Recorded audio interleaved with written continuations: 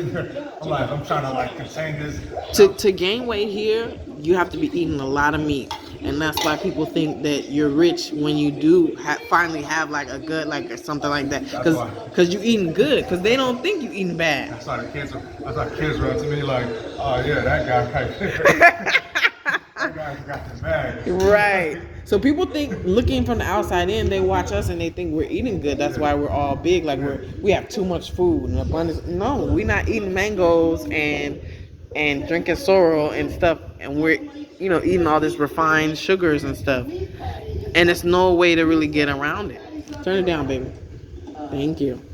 But yeah, all those reasons, I couldn't. It was a no-brainer. I'm like, he's from here. His family's here. Her family's here. I'm like, even my ancestors are from here. Like my mom's lineage come from here. And I'm like, African. Mm-hmm. Yeah. So that one you find out the tribes. So basically, the European borders don't matter because people move around. Like he was just telling me, one of the guys that work for us, he has family in 3 countries over here because the border split them up. So his mom is here, his grandpa is here, like because everything was divided. So it's like it's kind of It's like there's Yoruba, Cameroon, and there's Yoruba. Benin, I think. Nigeria. Yeah, Nigeria, of course. Yeah. Benin, there's Edo in Benin, and there's Edo. Right. And they have the same last names. In Gambia, the last names are spelled in English. The same last names here are spelled in French. Yeah. So if your last name is Jof or something, Jof, they would spell it with a J over there, and here it would be D-I, like for the J sound. But it's the same family. Like everybody have cousins across the border. It's really weird. But so when you do the African ancestry, that one will narrow it down. I did both. I did the other kind too, where it's like the pie chart. I have to do that one. I did ancestry DNA. Mm-hmm. And majority is Nigerian. Right. Me too. It's such a huge area. Yeah. That's the thing. Like it's such a wide area that I'd imagine that. Could he pass for Nigerian, Emma? He look Nigerian to you? Like one of those Nigerian actors from Nollywood. Yeah, that's true. You look really. Cameroon, Togo, whatever. You look like my cousin, and not Cameroon, but maybe Togo. Yeah. So I heard country. I mean, like if you see it, looking around, you will see yourself. Wow. there's a ball player that played for UCLA. I never said a few other people said, hey, you look like this guy. This guy named Luke Richard Mute. He's Cameroonian. But I looked at the guy and I was like, I could see how somebody could say that. But I mean, again, the region, these borders as we know them. Right. Yeah. These are all European constructs. Yeah. So, what is Cameroon, what is Nigeria, what is Togo, but the English carved up some lines. There should be, maybe there exists some kind of tribal map, like where you can look at Africa and see this is Yoruba, this is, because I mean, even though people move around, there's still the regions that they mostly are. True. So you could probably, I know Nigeria has one. I mean, I've seen like where they divided up by where the different tribes are. I wonder if you could do that for all of Africa and just see like they could just flip the, what really matters is that. I have a question. Do you think all of this will matter? Because personally, a lot of people think I'm Nigerian. This style. Yeah, a lot of people think I'm Nigerian. Some of them Togo, and I'm Senegalese. You see the difference?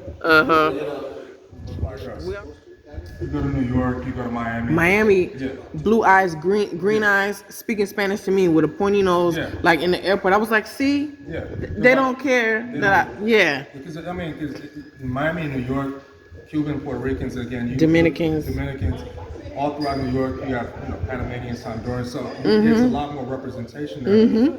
in LA, there's just there's the overwhelming majority of Latinos in Los Angeles tend to be Mexican or They look more indigenous, like Indian. like mestizo. And so I get that question all the time, and like at a certain point, a few times I just lied. As a matter of fact, maybe 3 weeks ago, I got the same feel, like, how, and I just lied. I just said, oh yeah, I have family. I got people out in Colombia. I was born in the States, so that's why. If you detect, the accent just maybe off slightly, right? Yeah, because I'm like, I don't want to have to deal with it. And I used to feel guilty for doing that because then, like, people would tell other people, like, oh, she's from Panama, and it's like, no, I'm not. And they're like, oh, your family's from there, and I'm just like, I got people there, but.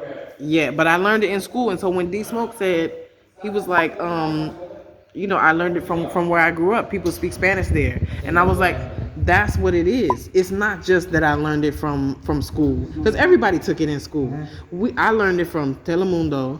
I learned it from the billboard signs where I'm from. So when I explain it here, I'm like, look, we're right on the border of Mexico, and it used to be Mexico. Everything there is like Los Angeles, California, Las Vegas. Everything is in Spanish. Santa Monica, but I tell them, like, the environment where I am, a lot of people, maybe half the people speak Spanish. And I said, even the people that are Black Americans know Spanish. Like, that was one of the reasons why I had started that group back in the day, because I was like, I know it's other people like me. I'm not the only one, because I knew you, I knew Brian. I was like, okay. Even Danielle that went to high school with us, I was like, we're out here, like, because it's a part of our environment. So it's like, I don't have to explain how, like, much I was like, music, my environment. So it's my environment, period. Because I'm like, the music was everywhere around us.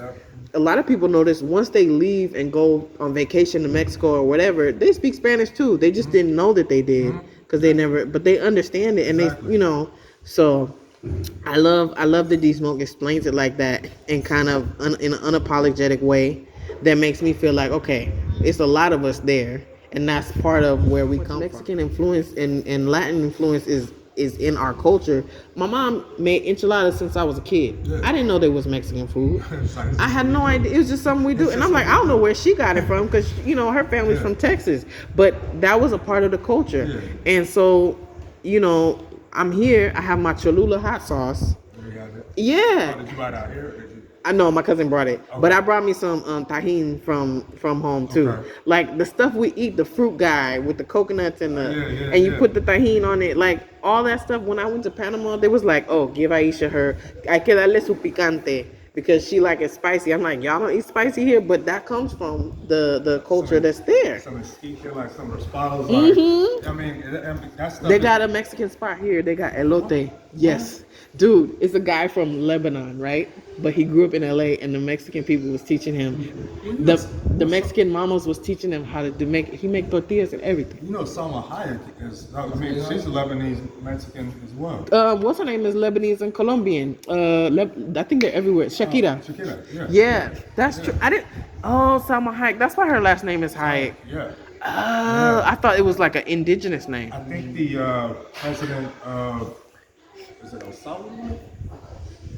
I think it might be El Salvador, but the Lebanese, they moved from Latin America. Oh. And so that's why and they tend to be business people. Yes. Yeah. So, yes, definitely.